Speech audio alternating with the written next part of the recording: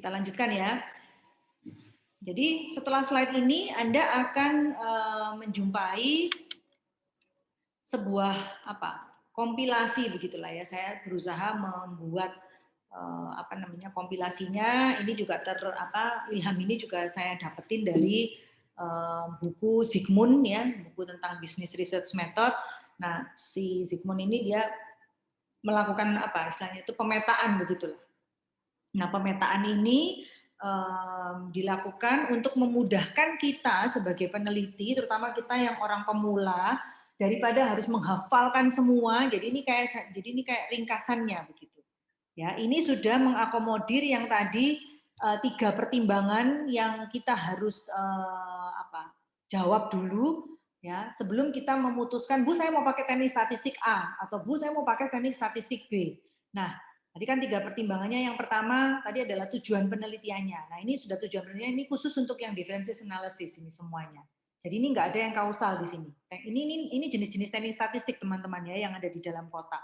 Nah, lalu pertimbangan yang kedua tadi kan adalah berapa jumlah variabelnya gitu ya. Nah, jadi berapa sih yang kita mau uji itu 1 atau 2 atau apa. Lalu skala pengukuran datanya apa? Nominal, ordinal atau interval rasio.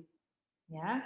Nah, karena ini uji perbedaan, berarti kan kalau uji perbedaan kan berarti tadi saya bilang ya bahwa ada paling tidak ya 1 yang kita duga, yang kita bandingkan dengan data sebelumnya tentu, atau 2 kelompok gitu, atau bisa jadi lebih dari 2 kelompok. Makanya pengkategoriannya adalah ini 1 sampel gitu kan, lalu ini 2 sampel, ini K sampel. K sampel berarti means ya berapa sampel, lebih dari 2 ya.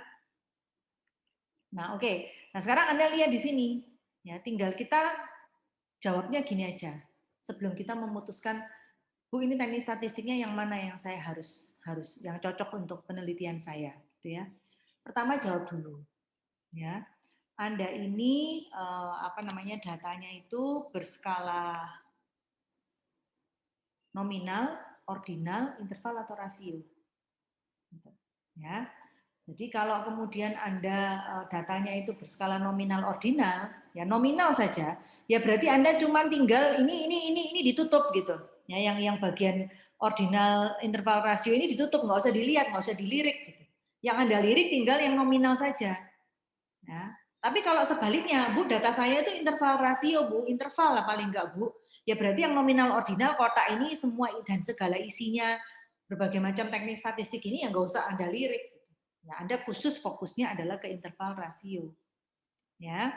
Nah, lalu pertanyaan berikutnya, kalau kita sudah mampu menjawab tahu datanya yang kita pakai itu nominal, ordinal, interval atau rasio, maka pertanyaan berikutnya adalah kita punya berapa sampel yang mau kita teliti.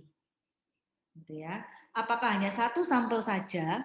Kalau 1 sampel biasanya teman-teman, Bu, katanya kalau uji perbedaan berarti paling enggak minimal 2 sampel. 1 sampel bisa, tapi dia dibandingkan dengan data sebelumnya. Contoh misalnya, let's say misalnya Anda itu ada kalau Anda gini misalnya ada mata kuliah yang sama persis gitu ya. Nah, mungkin memang ini perkuliahannya katakanlah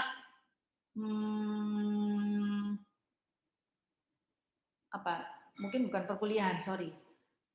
Kalau ini diujikan, oh ya betul. Jadi misalnya satu mata kuliah, tapi kamu tuh kayak kelasnya tuh kayak di split jadi 2 gitulah.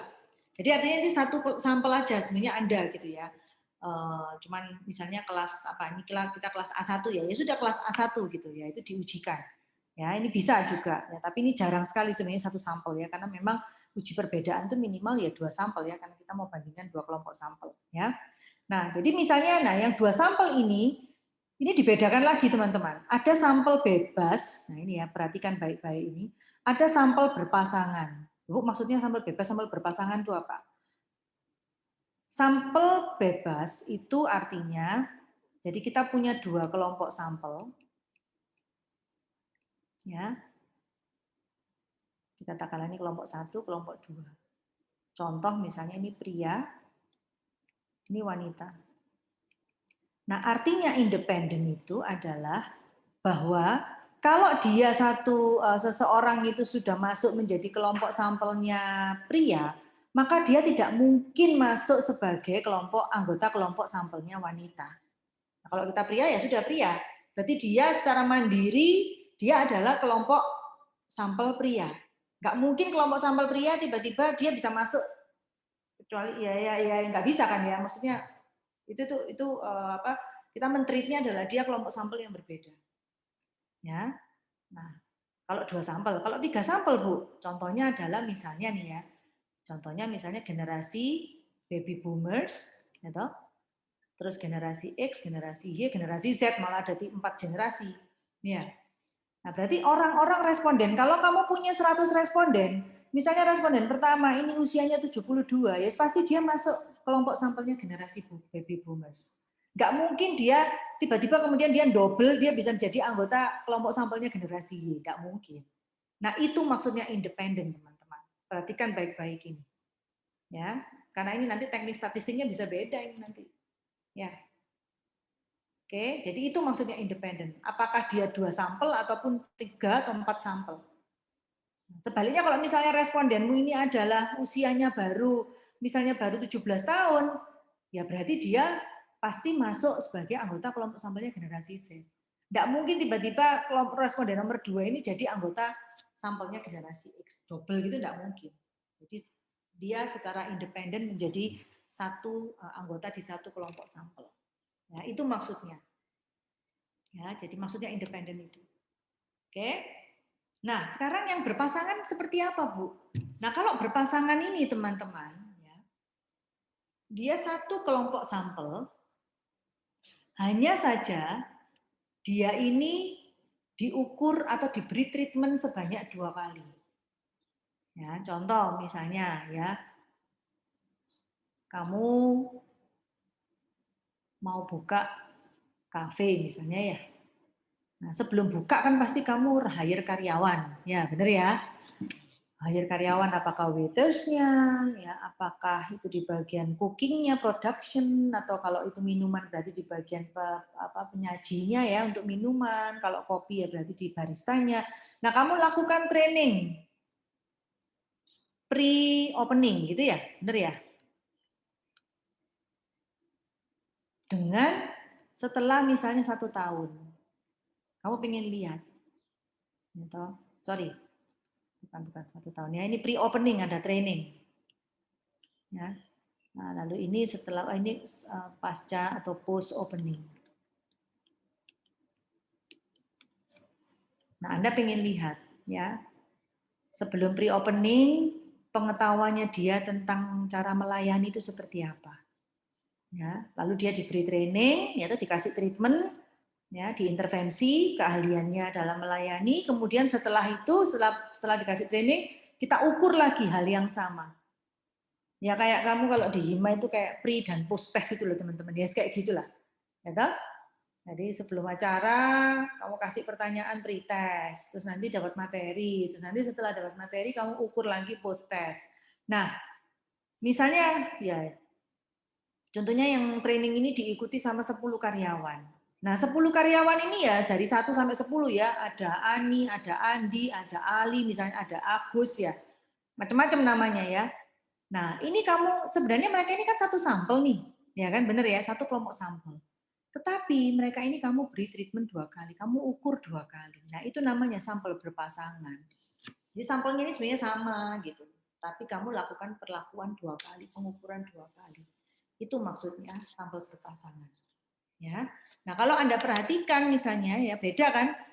Kalau data Anda adalah ordinal misalnya, ya, maka kalau kamu bicara tentang sampelmu ada 2 dan kamu bicara independent sampel, kamu ingin mengukur, ya kan? Apakah perbedaan tingkat pendidikan itu, ya toh, berpengaruh ke misalnya ya gaji, misalnya. Berarti ini kan tingkat pendidikan ya, itu kan berarti ordinal datanya. Nah, antara pria dan wanita. Nah, berarti kan independent sample. Nah, kamu pakainya alat ukurnya pilihannya kamu mau pakai sign test atau kamu mau pakai Wilcoxon match pairs test. Ya. Nah, ini teknik statistiknya. Tapi kalau kemudian saya maunya sampai berpasangan, Bu, gitu ya. Saya mau lihat gitu ya, apakah misalnya tingkat apa ini? Misalnya bukan tingkat pendidikan ya, katakanlah apa yang ordinal, contohnya misalnya kesukaan lah ya, ranking terhadap misalnya disuruh meranking mall mana yang paling apa namanya disukai gitu ya, dari 1 sampai misalnya ada 7 mall di Surabaya misalnya, mana yang paling disukai dikasih ranking 1 gitu kan ya. Terus yang sampai yang nggak disukai kasih ranking 7. Nah, berarti kan apa nih? Ranking apa? Mall favorit gitulah ya, ranking terhadap mall di Surabaya yang disukai. Nah, kamu ukur sebelum dia ditunjukkan apa? Overview foto-foto terhadap mall itu, misalnya ini orangnya dari mungkin turis-turis yang nggak pernah ke Surabaya ya. Jadi apa? Kita mengenalkan wisata belanja misalnya di Surabaya. Nah, kamu tunjukkan sebelum, jadi kamu suruh meranking ya berdasarkan mereka pernah dengar mall-mall di Surabaya gitu ya. Mungkin mereka lihat review, mungkin sebelumnya mereka lihat di TripAdvisor, Surabaya itu banyak mall. Nah, berdasarkan pengetahuan mereka, terus mereka suruh meranking. Ya kan? Jadi TP, apalagi GM, apalagi lah Ciputra World, macam-macam. Nah, kemudian kamu kasih ke orang yang sama ini gitu ya. Ke para turis ini foto-foto lengkap sampai kemudian oh ini kalau mall ini tuh ada fasilitasnya ini pokoknya informasi lengkap. Setelah itu, setelah kamu kasih informasi, kamu ukur lagi. Oke, sekarang setelah kamu tahu di setiap 7 mall ini ada apa saja, foto-fotonya, fasilitasnya ya, bahkan mungkin ada virtual tour-nya. Sekarang kamu suruh mereka lagi untuk meranking.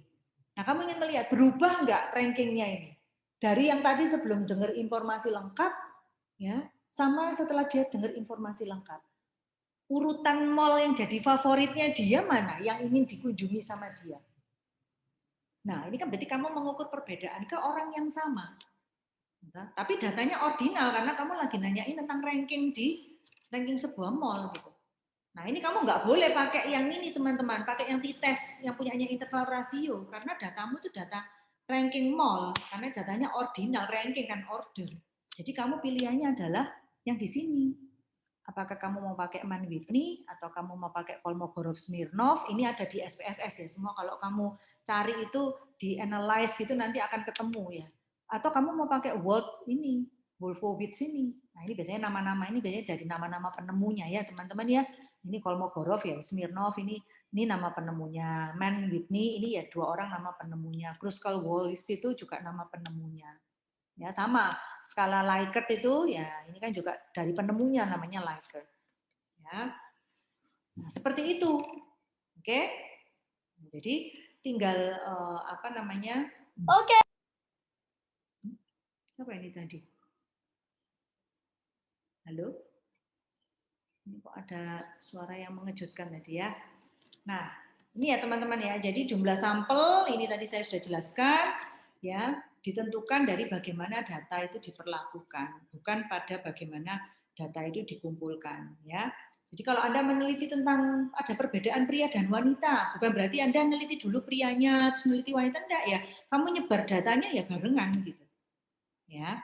Sudah disebar bersama-sama apa namanya, tapi kemudian waktu kamu mengolah, waktu kamu menganalisa, nah ini kamu split menjadi sampel yang berbeda ya. Nah, ini contoh ya, kita masuk ke contoh sekarang. Saya hanya memberikan contoh yang paling banyak dipakai ya teman-teman ya. Kalau yang jarang-jarang dipakai sama kakak kelasmu di skripsi gitu, ya buat apa juga, nggak perlu juga ya. Saya pun kalau ditanya, Bu, apakah Ibu sudah menggunakan semua teknik statistik ini? Enggak juga. Saya akan bilang hanya beberapa saja yang dipakai. Kalau interval rasio ini semuanya saya sudah pernah pakai, yang di level ini saya sudah pernah pakai. Ya, Man Whitney saya pernah, Kolmogorov Smirnov saya pernah, cuman yang lain-lain saya belum pernah ya teman-teman ya. Jadi nggak masalah, tergantung tujuan penelitian kita. Oke, nah ini contoh yang pertama ya. Jadi ada rumusan masalahnya adalah pertanyaan penelitiannya, apakah terdapat perbedaan yang signifikan antara kualitas makanan yang diharapkan dengan kualitas makanan yang diterima penumpang airlines. Ya. Nah, dari pertanyaan penelitian di atas kita bisa lihat bahwa ya toh, ada dua hal yang diukur, yaitu kualitas makanan yang diharapkan. Kalau diharapkan itu berarti dia sudah makan atau belum makan, teman-teman. Halo? Idealnya itu terbentuknya sebelum dia menerima makanan atau setelah? Sebelum. Ya. Nah, kemudian apa namanya, sama kualitas makanan aktual yang diterima. Jadi ini setelah dia terima, actualnya seperti apa. Nah, ini kan berarti apa namanya? Nah, kebetulan ini diukur dengan skala interval yaitu 1 sampai 7. Ya. Nah, maka kalau dari tabel tadi teman-teman, nah lihat ya, berarti ini dua kelompok sampel berpasangan atau ini berarti kan carinya yang ini ya. Bukan satu sampel, bukan juga lebih dari 2 sampel, berarti ada 2 sampel, ya toh. Ya, karena tadi kan ini ya 2 kali treatment yang diharapkan sama makanan yang aktual. Nah, berarti 2. Ya. Jadi 2 yang ini. Nah, tinggal sekarang kita tentukan. Datanya tadi sudah data interval 1 sampai 7 ya, benar ya? Nah, berarti sudah pasti ini interval rasio. Tinggal sekarang kita tentukan sampelnya bebas atau berpasangan, teman-teman. Gimana menurut Anda? Berpasangan. Berpasangan, sampelnya berpasangan karena sebenarnya ini adalah penumpang yang sama, tinggal dia ditanya sebelum dia menerima makanan di airline sama setelah dia menerima makanan di airline itu seperti apa persepsinya dia. Jadi berarti kita pakai teknik statistiknya atau pisaunya adalah yang t-test for paired samples. Ya. Nah, ini kan ada semua di sini tadi. Kalau kamu baca ya kamu mestinya tahu ya. Ya, jadi yang dipakai adalah t-test apa namanya paired sample. Nah, maka hipotesis yang diuji, nah tadi ya saya bilang ya, ya yang saya bilang tadi bahwa kita ingin apa istilahnya itu hipotesis yang kita usung itu kita tarik menjadi hipotesis pertama, ya. Nah, kemudian apa namanya yang kondisi nulnya kita jadikan H0 ya. Maka rumusan hipotesis statistiknya H1, nah ini ya, mu1 dikurangi mu2 tidak sama dengan 0, berarti ada perbedaan. Ya, pengennya apa? Kepuasan itu terjadi kalau apa, teman-teman? Kepuasan terjadi pada saat ya toh, apa yang diterima itu melebihi apa yang diharapkan, kan gitu. Ya, toh, teorinya kan seperti itu. Jadi berarti ada perbedaan, berarti mu1 dikurangi mu2 nggak boleh sama dengan 0, ya. Nah, jadi kemudian H0-nya Mi1 dikurangi Mi2 sama dengan 0. Ya, nah ini saya ambil dari skripsi kakak kelas Anda ya, teman-teman ya. Jadi ini real data real ya. Nah, maka hasil output statistiknya ya yang keluar adalah nah ini perhatikan min kualitas makanan yang diharapkan minnya adalah 4,17. Jadi sorry dari tadi 1 sampai 5 ya. 1 sampai 7 ya. Nah, kemudian makanan min kualitas makanan yang ini diharapkan 4,17. Yang diterima 3,6. Ya, sorry ini mestinya harusnya tadi 1,5 sih ya, teman-teman ya, 1,5. Oke, ingat saya 1,5 ya. Jadi minnya yang diharapkan 4,17 dari 5. Yang ini persepsinya ternyata cuma 3,6 dari 5. Ya. Secara kasat mata kita bisa bilang bahwa ya ini ada perbedaan toh Bu, 4,1 sama 3,6. Ya jelas ada perbedaan, tapi kita nggak tahu perbedaannya signifikan atau enggak. Ya, makanya kemudian kita pakai teknik statistiknya t-test paired sample. Ya, hasilnya ketemu sig value tadi ya, ini sig value-nya ya adalah 0,000. Jadi 0%. Nah, 0% sama 5% gimana? Lebih kecil atau lebih besar, teman-teman? Kecil. Lebih kecil. Berarti kalau lebih kecil, berarti keputusan gimana terkait pengujian hipotesisnya? Gitu. Berarti kalau kecil, ini ya bisa kita terima HA-nya. Gitu. Berarti signifikan kan? Karena 0%, gitu. Ini sig value-nya 0%, lebih kecil dari 5%, yaitu signifikan yang ditetapkan oleh si peneliti. Kita tetapkannya 5% kan. Nah, berarti artinya apa? Berarti ini signifikan. Ya, kalau signifikan berarti H1 kita yang kita usung itu dapat diterima. Artinya terdapat perbedaan yang signifikan antara harapan dengan persepsi mereka. Ya, harapan sebelum mereka menerima makanan, sebelum di makanan di pesawat, sama pada saat mereka sudah terima. Ya. Nah, kok ya kebetulan harapannya lebih tinggi daripada yang diterima. Artinya sebenarnya konsumen nggak puas ya, penumpang nggak puas sebenarnya. Ya, oke. Nah itu paired t-test ya. Nah sekarang kita masuk ke contoh yang T independent sample test ya. Nah yang T independent sample test ini rumusan masalahnya ini juga dari skripsi kakak kelas ya. Jadi mereka itu meneliti apa ada perbedaan yang signifikan nggak sih antara persepsi pebisnis pria dan wanita terhadap kualitas layanan hotel. Jadi mereka tuh melihat bahwa ya kan ada bisnis traveler tuh ada cewek, ada businessman, ada businesswoman gitu ya. Nah terus mereka melihat mereka tuh kira-kira punya harapan atau persepsinya sama nggak sih kalau mereka tuh kepinginnya dilayani seperti apa di hotel gitu ya. Jadi nah persepsi terhadap kualitas layanan hotel diukur dengan skala interval 1 sampai 5 dan ini kebetulan pria dan wanita. Ya kita bisa langsung tahu ya bahwa ini dua kelompok sampel yang berbeda kan. Nah, datanya interval, ya toh interval. Nah, langsung kita bisa lihat di kotak tadi, sorry, ya. Lihat di kotak ini bahwa datanya interval rasio.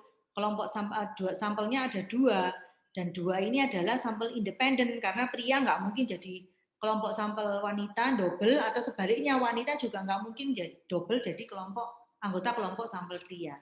Berarti ini teknik statistiknya pakai yang independent sample t-test. Ya. Ya, jadi rumusan hipotesisnya, nah ini masuk ke itu ada perbedaan antara pria dan wanita. Kenapa? Karena memang hasil penelitian jurnal-jurnal mengatakan bahwa pria dan wanita itu berbeda ekspektasinya waktu mereka nginep, terutama business travelers ya, waktu mereka nginep di sebuah hotel. Jadi ini ditarik kemudian menjadi H1. Terdapat perbedaan yang signifikan antara kualitas layanan hotel yang dipersepsikan pebisnis pria dengan kualitas layanan hotel yang dipersepsikan pebisnis wanita. Ya, handulnya kondisi nihilnya. Rumusan hipotesis statistiknya ya berarti mu1 tidak sama dengan mu2. Ya, dan sebaliknya. Nah, ini hasilnya.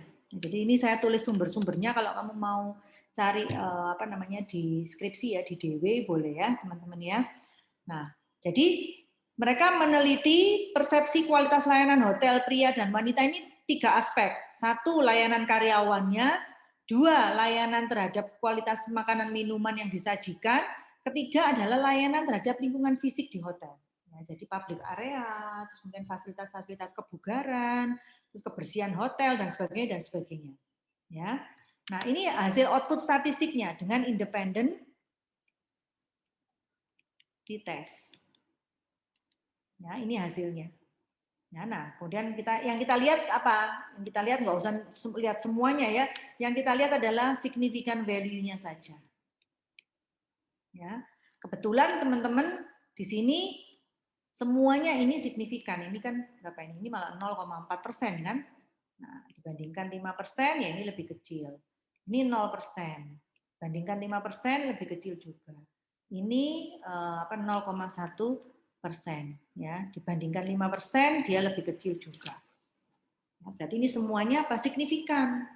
Ya, artinya keputusan kita terkait hipotesis adalah bahwa H1 kita terima. Hipotesis kita yang menyatakan bahwa ada perbedaan yang signifikan antara pebisnis pria dan wanita di dalam mempersepsikan kualitas layanan dari karyawan hotel, lingkungan fisik, dan kualitas makanan minuman, itu memang ada bedanya. Ya. Nah, mungkin Anda bertanya, loh Bu, bisa terjadi nggak Bu? Kalau misalnya dua ini signifikan Bu, yang pertama sama kedua, tapi tiba-tiba yang ketiga itu nggak sama. Jadi ini misalnya nilainya misalnya keluar hasilnya misalnya 0,81 misalnya. Berarti ini kan ini berapa nih? 8% ya? Betul ya? Benar ya? Sorry. Gini aja deh. 181 gitu ya. Jadi ini berarti 18,1% kan teman-teman. Bisa nggak Bu keluar Bu nilainya begitu? Bisa, sangat bisa. Bisa terjadi. Itu artinya apa? Berarti kalau kalau kemudian ini ada yang 18,1 dengan 5% kan berarti ini lebih besar nih. Berarti kalau lebih besar berarti tolak H1, handulnya diterima, gitu ya. Nah ini artinya berarti antara pria dan wanita mempersepsikan kualitas makanan minuman di hotel itu sebenarnya nggak ada perbedaan, ya. Tapi pada saat mereka diminta untuk menilai layanan karyawan atau apa ya fasilitas fisik ya lingkungan fisik, amenities di kamar. Nah, itu mereka menganggap ya mereka penilaiannya berbeda gitu, persepsinya berbeda. Ya. Kemudian dari hasil penelitian ini terungkap gitu ya kalau yang wanita itu memang lebih membutuhkan peralatan-peralatan di kamar ya, lingkungan fisik yang mungkin mereka posisi kamar yang dipilih. Nah, itu ada tuh persepsinya gitu ya untuk keamanan dan sebagainya. Ya. Jadi memang berbeda signifikan antara pria dan wanita. Gitu. Ya. Teman-teman. Nah, ini kemudian yang ketiga, nah ini sekarang kalau tadi 2 sampel, nah sekarang ini 3 sampel ya. Lebih dari 2 sampel lah ya. Jadi ini saya kasih contoh. Nah, ini sebuah penelitian. Ini betul ini dari skripsi kakak kelasmu juga ya. Saya sudah pernah ngasih contohnya ini di latar belakang dulu di bab-bab waktu kita bahas tentang masalah penelitian. Jadi ini sebuah penelitian yang menguji apakah terdapat perbedaan tingkat kelelahan kerja yang signifikan yang dialami oleh kelompok karyawan shift pagi, siang, dan malam di hotel di Surabaya. Jadi kalau gini berarti gimana? Ya, karyawan yang mengalami kelelahan kerja itu dikelompokkan jadi 3. Di mana orang yang karyawan sudah kerjanya shift pagi ya berarti dia nggak bisa masuk diukur ikut juga sebagai anggota sampelnya shift malam atau shift siang. Jadi mereka akhirnya menjadi case sampel yaitu 3 sampel yang berbeda-beda. Ya, jadi ini dalam hal jumlah sampelnya ada lebih dari 2 sampel yaitu 3 sampel. Kelompok pekerja shift pagi, siang dan malam. Ya. Lalu variabel yang diukur itu ada shift kerja. Ya, nah shift kerja ini dibedakan toh pagi, siang dan malam diukur dengan skala ordinal, lalu variabelnya kelelahan kerja karyawan diukur dengan skala interval. Ya. Nah, ini sedikit gambaran saja ya hasil datanya kira-kira seperti demikian supaya Anda punya bayangan. Jadi ini responden pertama ya, dia kerjanya di shift siang, makanya dia nulisnya 2. Jadi di kuesioner itu nanti kalau ini pagi, ini siang, ini malam. Nah, dia tinggal ngisi pada saat kuesioner disebarkan dia bekerja di shift mana gitu ya.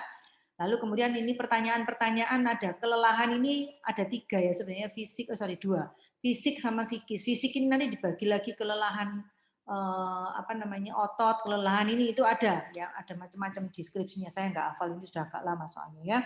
Yang psikis ini juga dibagi lagi. Ya, nah ini kira-kira diukur minnya seperti kemarin kita dimensi kelelahan Zoom itu kan ada 5 dimensi ya, 1 dimensi ada 3 pertanyaan, lalu kita ngitung total minnya. Nah ini kira-kira seperti demikian. Ya, sampai respondennya kalau nggak salah ini ada berapa ya? Kayaknya 100 lebih deh kayaknya ya. Nah, seperti ini gambaran ininya. Jadi kalau yang responden ketiga dia bekerja pas di shift malam. Ya, kelelahan kerja fisiknya dari 1 sampai 5, ya ternyata dia 3,45. Ya. Yang ini 3,88. Ya, yang ini ya responden ke-8. Nah, ini kelelahan psikisnya 4,21. Ini lumayan tinggi ya. Dan seterusnya ada yang 4,29, ada yang 4,33 dan seterusnya. Ya, ada yang cuman ya ini kebetulan dia bekerja di shift pagi. Nah, ini dia kelelahan fisiknya psikisnya ya, kelelahan psikisnya cuma 2,6. Jadi nggak seberapa stres, nggak seberapa mengganggu emosinya dia dan seterusnya, ya. Nah, lalu dari data yang ada ini teman-teman kita ukur gitu ya. Jadi pemetaannya kan begini nih, secara sederhananya. Kita mau lihat kelelahan kerja karyawan ya sebagai variabel Y-nya. Lalu kita mau petakan, ada beda enggak mereka yang kerja pagi, siang, sama malam? Nah, beda enggak dari dalam hal reratanya atau min-nya? Ya, jangan-jangan ternyata sama semua. Gitu loh. Jadi kalau misalnya kita sesuai dengan teori dan penelitian-penelitian sebelumnya, ya toh, nah ini mengatakan bahwa tingkat kelelahan kerja di 3 shift ini berbeda-beda.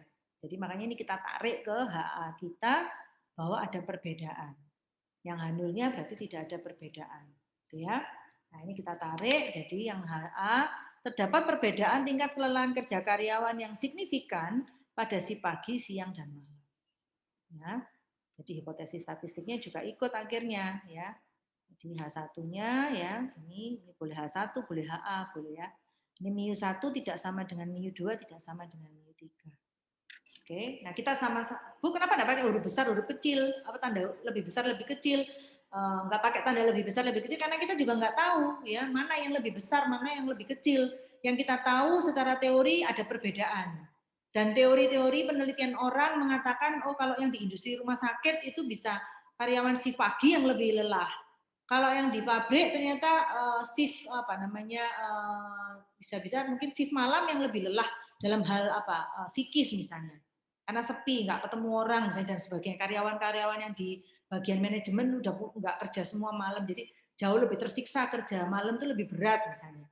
Ya, nah ini kan beda-beda. Jadi kita untuk menentukan kakak kelas ini kan konteksnya di hotel. Jadi mereka bilang kita nggak tahu Bu, yang mana shift mana yang paling besar. Jadi makanya ya yang kita tahu ada perbedaan.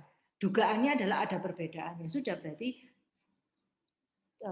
cuma ditulis terdapat perbedaan. Jadi bukan kita nulisnya diduga si pagi ya, tingkat kelelahannya paling tinggi gitu enggak. Itu nanti akan berbeda hipotesis statistiknya ya. Nah, ini hasilnya betul-betul ini output mereka ya. Nah, yang dilihat cuma ini aja teman-teman. Ya, sig value ini 0,000. Nah, ini artinya gimana nih? Coba siapa yang mau mencoba menjawab? Kalau gini, H1-nya diterima. kenapa benar? H1-nya diterima. H1-nya diterima. Ya, artinya apa Natanya? Artinya signifikansinya lebih kecil daripada 5% itu, jadi masih signifikan nilainya, perbedaannya. Nilai kelelahan. Berarti artinya apa? Artinya shift kerja yang berbeda terbukti memberi pengaruh yang signifikan terhadap kelelahan kerja karyawan. Ya, jadi karyawan yang bekerja di shift yang berbeda, ya toh, itu beda loh tingkat kelelahannya. Ya, bahwa shift kerja itu berarti ini ya shift kerja pagi, siang, malam itu ternyata menentukan, mempengaruhi, ya toh, kelelahan kerja karyawan dan itu bedanya signifikan. Karena ini tadi shift value-nya, ya toh, 0% kan ini ya. Saya nulis 0%, nah ini 0% ya. 0% dibandingkan 5% ya ini lebih kecil, berarti signifikan. Ini memang bedanya, ini memang benar ada perbedaan gitu. Ya. Nah, memang sebenarnya kalau ngomongin apa? Ini pakai ANOVA ya teman-teman ya. Jadi rumusnya pakai ANOVA ya, teknik statistiknya. Nah, kalau ngomongin hasil outputnya ANOVA tidak berhenti sampai di sini sebenarnya. Ada kalau mau tahu ya toh. Sebenarnya kalau kelelahan fisik, nah itu shift mana sih yang paling tinggi kelelahannya? Pagi, siang, malam itu bisa dilihat. Itu bisa dideteksi. Ya. By the way ini sudah publish kan di jurnal ilmiah, jadi kamu bisa melihat di sana ya. Oh ternyata kalau di hotel itu justru yang shift malam yang lebih ini misalnya kayak gitu itu ada. Oh kalau yang masalah kelelahan yang emosional, yang mental itu ternyata yang shift ini pagi yang dominan misalnya kayak gitu. Nah, jadi itu ada. Jadi tidak hanya berhenti sampai di output ini saja ya. Ya. Nah itu apa namanya? Nah, kenapa kok ANOVA, Bu? Nah, ini ya. Ini kan tadi tekniknya kan ANOVA ya. Gitu. Nah, ya kamu lihat aja dari slide ini, teman-teman. Nah, slide ini tadi kan mengatakan kalau tadi kan pagi, siang, malam, berarti kan lebih dari 2 ya. Berarti sama dengan 3 ya. Nah, berarti jangan lihat yang ini, jangan lihat yang satu sampel ya, lihatnya yang ini saja. Nah, karena tadi interval rasio, itu berarti kita lihatnya yang kotak 2 ini. Nah, sekarang tinggal masalah ini sampel bebas atau sampel berpasangan. Ya, sampelnya bebas. Kenapa? Karena orang di pagi nggak mungkin dia juga double di malam dan atau di siang. Jadi ini yang independent sampel tesnya gitu. Tinggal sekarang karena ini ada 3 kelompok sampel, kita nggak pakai independent sampel t-test, tapi kita pakai teknik statistiknya adalah yang one way ANOVA. Ya, seperti itu.